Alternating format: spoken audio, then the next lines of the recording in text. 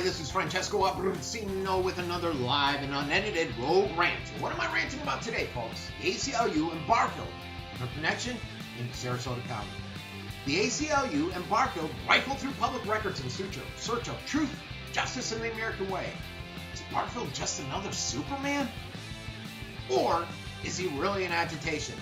Has the ACLU in Sarasota under Barfield's leadership improved or made it worse for residents and merchants dealing with the issue that impact the residents, like the chronic homelessness in downtown Sarasota?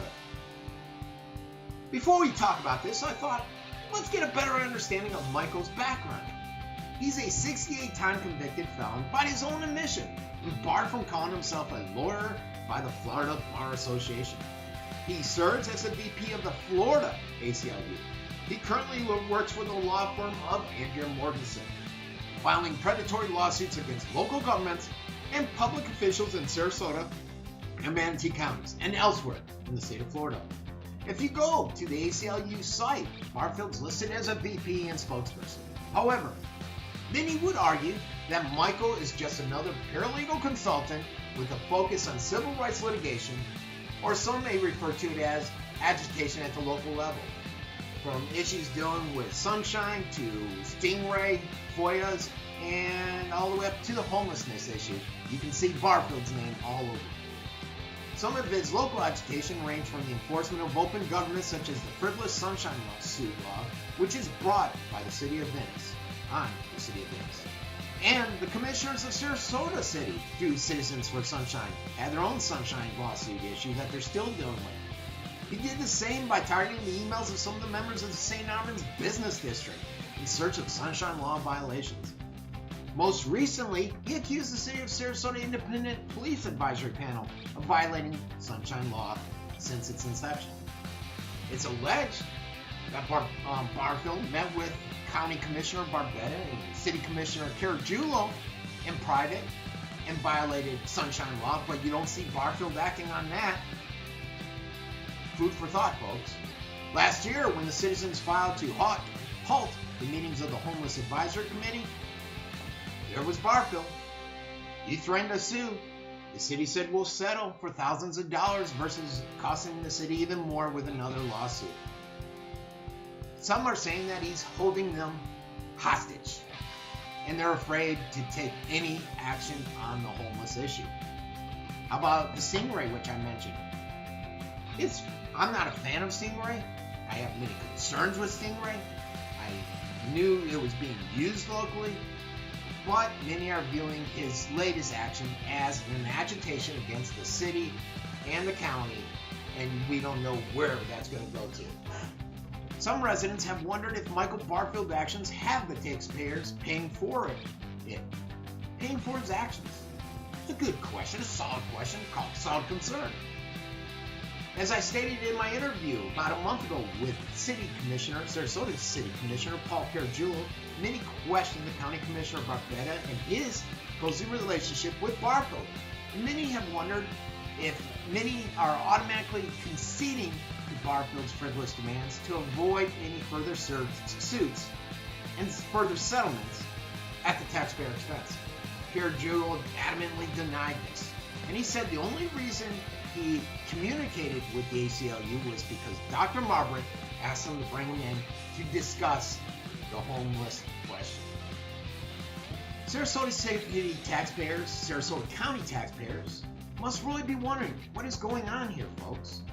Many citizens and government officials view the repeated lawsuits and confrontations with Barfield under the guise of the ACLU and Citizens for Sunshine as a tiresome public annoyance.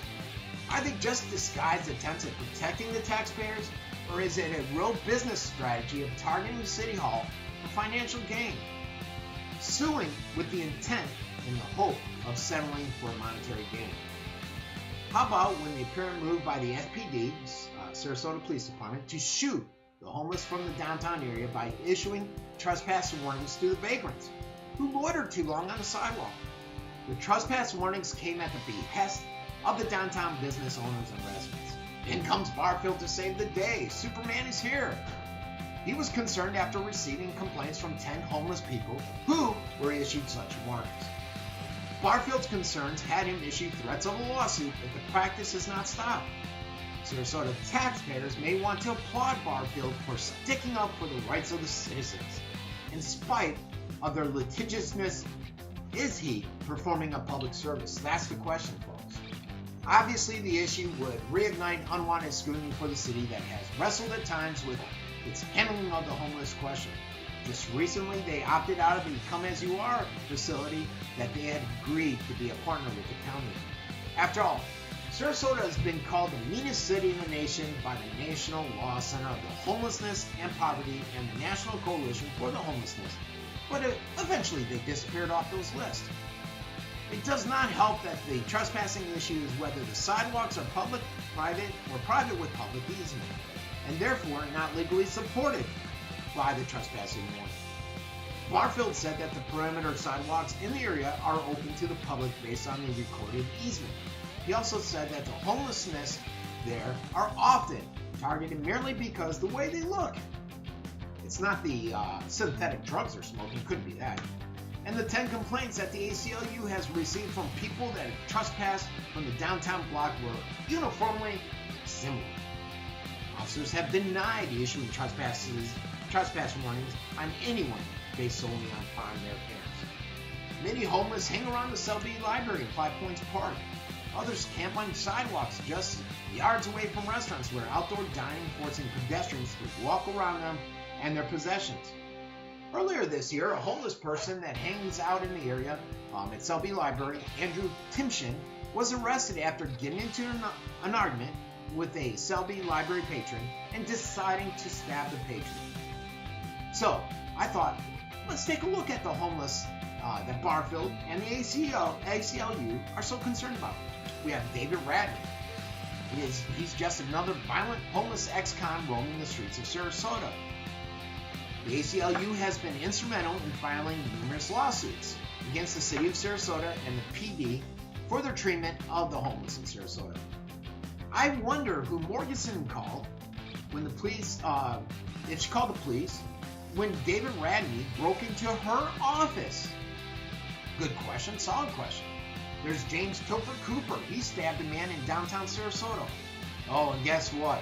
He has an extensive criminal history. What a surprise!